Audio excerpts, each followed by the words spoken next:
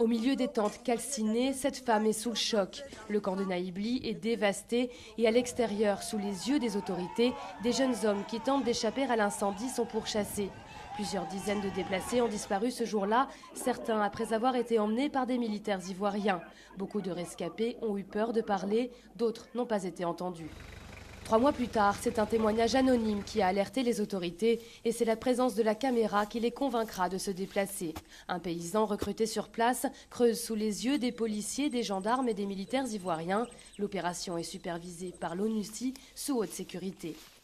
Après avoir déblayé plus d'1 mètre de terre et une épaisse couche de branchage, soudain, l'homme perd ses moyens.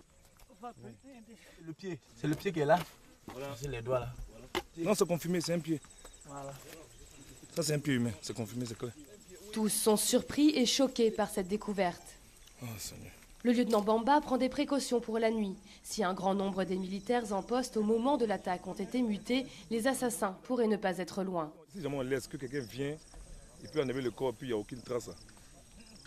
Voilà. Le lendemain, c'est le procureur adjoint de la région qui mène l'enquête. Seules les autorités locales sont autorisées à assister aux fouilles. 3 heures plus tard, un agent municipal appelle du renfort. Bon, viens avec les bâches. Il y a déjà 6 corps qu'on a tirés dans le puits. Les cadavres sont transportés par ce tracteur, à peine emballés dans des sacs poubelles. Des familles sont déjà sur les lieux à la recherche de leurs proches. La gêne est palpable, l'entretien ne pourra pas être filmé. Le procureur aussi refuse de s'exprimer. Alors que chacun pense accompagner les cadavres à la morgue, ils sont en fait transférés directement au cimetière, où un nouveau trou les attend déjà.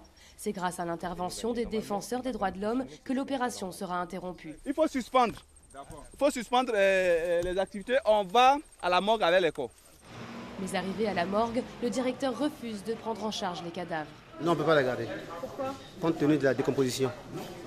Il n'y a pas de chambre réfrigérée? C'est réfrigéré, mais c'est collectif, ce n'est pas individuel. L'odeur va rester ici, on ne peut pas garder ça. Pendant qu'on recouvre les corps de chaux, à l'extérieur, des rescapés du camp de Naïbli veulent voir les cadavres. Un homme assure que son frère, emmené par des militaires le jour de l'attaque, est parmi eux. Je reconnais son accoutrement, c'est encore sur lui. Maintenant, il faut que justice soit rendue, il faut que les enquêtes au moins arrivent à élucider comment ils sont morts et qui les a tués. Ce sera finalement l'ONU qui, le lendemain, permettra de transporter les corps à Abidjan pour une autopsie. Pendant ce temps, les familles retournent sur les lieux, persuadées qu'il y a d'autres cadavres dans les puits avoisinants. Si une odeur de décomposition est bien là, avec si peu de moyens, seuls des vêtements seront repêchés. Présents tout au long du processus, les défenseurs des droits de l'homme comptent bien pousser pour que ses parents connaissent enfin la vérité. Sur des cas aussi symboliques que ces attaques, sur ces cas d'exécution, il faut une justice exemplaire. Et donc on essaye d'aider, de soutenir les acteurs présents judiciaires pour que l'enquête aille jusqu'à son terme et aille jusqu'au bout. De nombreux proches de disparus ont déjà été entendus par la gendarmerie de Duékoué en attendant que les corps soient identifiés.